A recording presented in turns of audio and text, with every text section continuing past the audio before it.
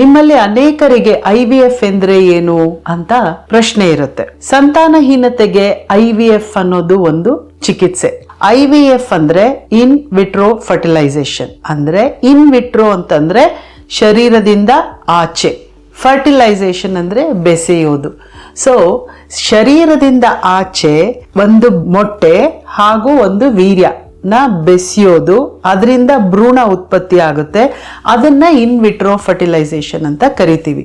ಹೆಂಗಸಿನ ಶರೀರದಿಂದ ಮೊಟ್ಟೆ ತೆಗೆದು ಗಂಡಸಿನ ಶರೀರದಿಂದ ವೀರ್ಯಾಣು ತೆಗೆದು ಅದನ್ನ ಆಚೆ ಪ್ರಯೋಗಾಲಯದಲ್ಲಿ ಅಂಡರ್ ಸರ್ಟನ್ ಸರ್ಕಮ್ಸ್ಟಾನ್ಸಸ್ ನಮ್ಮ ಶರೀರದಲ್ಲಿ ಯಾವ ಥರ ಎನ್ವಿರಾನ್ಮೆಂಟ್ ಇರುತ್ತೆ ಅದೇ ಥರದನ್ನ ಲ್ಯಾಬ್ರೇಟರಿನಲ್ಲಿ ಕ್ರಿಯೇಟ್ ಮಾಡಿ ಅಲ್ಲಿ ಬೆಸೆಯೋದು. ಅದರಿಂದ ಒಂದು ಭ್ರೂಣ ಉತ್ಪತ್ತಿ ಆಗುತ್ತೆ. ಇದಕ್ಕೆ ಇನ್ ವಿಟ್ರೋ ಫರ್ಟಿಲೈಸೇಷನ್ ಅಂತ ಕರೀತಾರೆ.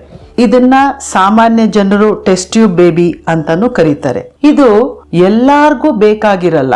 ಯಾವ ದಂಪತಿಗಳಿಗೆ ಮಕ್ಕಳು ಬೇಕೋ ಅಷ್ಟು ಜನಕ್ಕೂ ನಾವು ಇನ್ ವಿಟ್ರೋ ಫರ್ಟಿಲೈಸೇಷನ್ ಮಾಡೋದಿಲ್ಲ.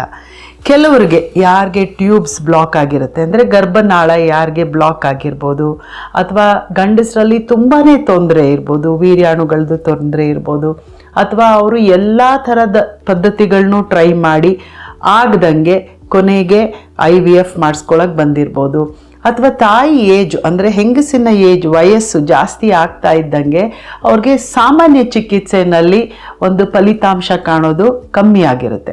ಅಂಥವ್ರಿಗೆ ನಾವು IVF ಅಂತ ಮಾಡ್ತೀವಿ. ಸೊ IVF ಅಂದರೆ ಇನ್ ವಿಟ್ರೋ ಫರ್ಟಿಲೈಸೇಷನ್. ಇದು ಒಂದು ಸಂತಾನಹೀನತೆಗೆ ಒಂದು ಅತ್ಯುನ್ನತ ಚಿಕಿತ್ಸೆ ಅಂತ ಹೇಳ್ಬೋದು.